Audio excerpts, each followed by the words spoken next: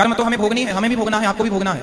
भक्ति सिर्फ इसलिए की जाती है, इसलिए नहीं की जाती कि भगवान हमें पैसे वाला बना दें, भगवान हमें धन धान्य से भर दें, घर में सब कुछ हो। भक्ति का मतलब पैसा पाना नहीं, भगवान से बेटा बेटी मांगना नहीं। अरे भगवान की भक्ति आपको जो देगी, कोई कर्म में इतनी ताकत नहीं है कि आपको वो दे सके। अब उदाहरण से समझो, विभीषण को लंका का राजा बना दिया, क्या विभीषण का कोई ऐसा कर्म उसे राजा बना सकता था?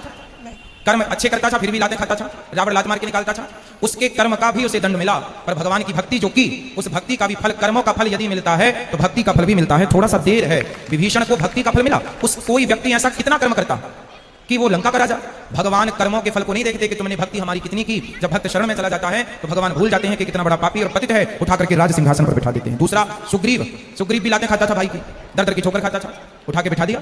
तो भगवान बेटा, भगवान जो दे सकते हैं कोई नहीं, इसलिए गलती हम लोगों की है कि हम उम्मीद क्या करते हैं, हे भगवान हम तुम्हारे इतने बड़े भक्त हैं, तुमने हमें बेटा भी नहीं दिया, हे भगवान हम तुम्हारे इतने बड़े भक्त हैं, रहने को घर भी नहीं दिया, हे भगवान तुम्हारे हम इतने बड़े भक्त हैं, हमारा पति नहीं सुनता, बेटा नहीं सुनता। भगवान की भक्ति का मतलब ये नहीं कि तुम्हारा बेटा सुने, तुम्हारी बेटी सुने, तुम्हारा घर बन जाए। जो भाग्य, सुदामा ने सारी जिंदगी गरीबी देखी है, क्या सुदामा से बड़े भक्त आप और हम हैं?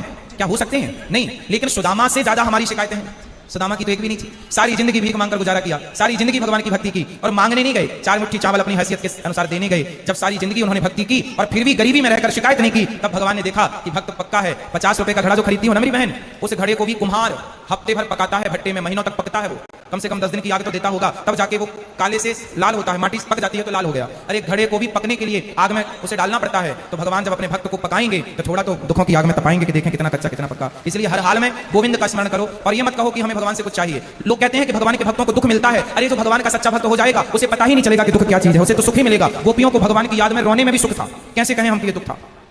इसलिए जो हो गया उनका, वो दुख तो है ही नहीं। दुख तो वो लोग दुखी हैं जो कोठी बंगलों में रहकर भी जो ईश्वर को भूला पड़ा है, वो सब दुखी हैं, और जो ईश्वर की शरण में है, याद कर रहे हैं, सब सुखी हैं। अब उस सुख को आप दुख मान रहे हैं, वो अलग विषय है। इच्छाएं ज्यादा है ना बेटा आपके अंदर, इसलिए वो इच्छाएं आपको दुखी बनाती रहती। इच्छाएं छोड़ के एक बार शरण में चले जाओ, वो कभी ना पाया होगा आपने जो शरण में जाकर के प्राप्त हो जाएगा। एक बार सच्चे होकर जाना। गुरुजी एक प्रश्न और है, जैसे मैं आसपास देखती हूँ, मेरे आसपास जीवन में भी देखती हूँ, जो भक्त है चलो उनका मैं समझ गई कि वो दुख है, क्यों है, भक्ति का क्या महत्व है। लेकिन जो भक्त को दुख दे रहा है, जो उसको गाली दे रहा है, उसको उस चीज का एहसास भी नहीं होता। मुझे नहीं समझ आता वो क्या सोचता है, वो ऐसा क्यों करता है, और उसका पूरा जीवन अच्छे से चल रहा होता है और वो भक्त रो रहा होता है, और उसका पूरा जीवन अच्छे से चलेगा। अगर उसको सजा मिलेगी तो वो भी मरने से कुछ दिन पहले, तो उसका जीवन तो मजे से गया और भक्त का पूरा जीवन रोने में या कष्ट में तकलीफ में गया। तो फिर उसका भक्ति न करना या करना, उसमें क्या उसमें अंतर हो गया? फिर वो तो दुख दे के मजे कर रहा है, अंत में 4 दिन भुगत लिया और फिर चल लिया। वो बेचारा भक्त पूरा टाइम रोता रहता है। जो भक्त होता है ना बेटा, आप किसी भक्त को जाकर पत्थर मारिए, आप किसी भक्त को जाकर के लाठी और जूते से मारिए, तो मारने वाले की तरफ भक्त जब देखता है ना, तो ईश्वर से प्रार्थना करने लगता है, हे भगवान इसने मुझे जूते मारे हैं, हे भगवान इसने मुझे पत्थर और लाठियां मारी हैं, हे भगवान इसे क्षमा कर देना। क्योंकि भगवान बड़े गुस्से में आ जाते हैं जब कोई भक्त को मारता है। और वो भक्त, आज की कथा सुनी आपने, द्रौपदी के 5 बेटों को मार डाला था अश्वत्थामा ने, और भगवान ने पूछा कि बता क्या करूं इसके साथ। तो द्रौपदी ने क्या कहा? छोड़ दो, छोड़ दो। कोई भक्त यदि बदले की भावना रखे बैठा है तो भक्त हो ही नहीं सकता।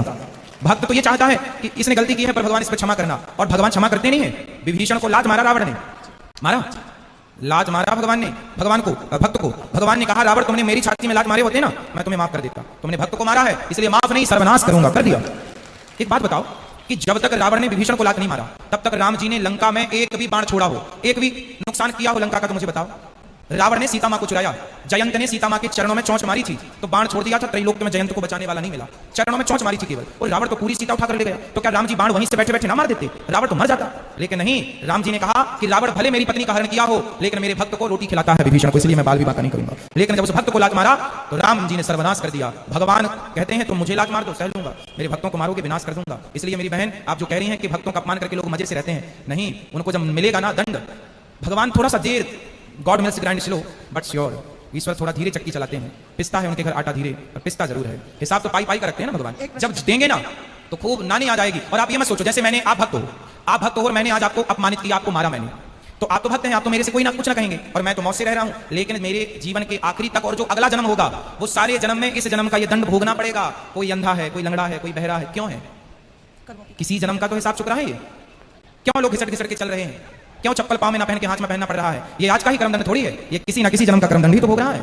तो ईश्वर के घर देर है, अंधेर। एक प्रश्न और लास्ट, जैसे भगवान कर्म की सजा देते हैं, उसको सजा मिल रही है, वो पूरा जीवन सजा ले रहा है, लेकिन उसको ये ज्ञात ही नहीं है कि उसको सजा क्यों मिल रही है और वो गाली दे रहा है, तो सजा का क्या फायदा? ज्ञान नहीं हो सकता बेटा, ये तुम्हारे और हमारे हाथ में नहीं है, यही तो ईश्वर के हाथ में मिलेगा, बस ये श्योर है, ये कंफर्म है।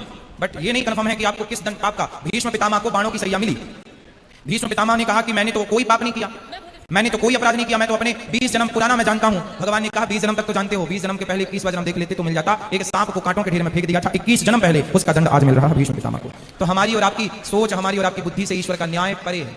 महाराज जी, जैसे मेरे जीवन में है, मेरे साथ कुछ बुरा होगा, कुछ समय के लिए बुरा लगेगा, लेकिन मैं सोचूंगी कि शायद ये मेरे कुछ कर्मों की सजा है, फिर मैं माफी भी मांगूंगी, तो क्या मुझे वो माफी मिलेगी उस भाव के साथ, उस फील के साथ? यदि हमने कोई अपराध किया हो और हम सिर्फ भगवान की शरण में चले जाएं तो भगवान कहते हैं सन्मुख हो ही जीव मोहि जब ही जन्म कोटि अघनासहि तबहि अघमेंस पाप। जो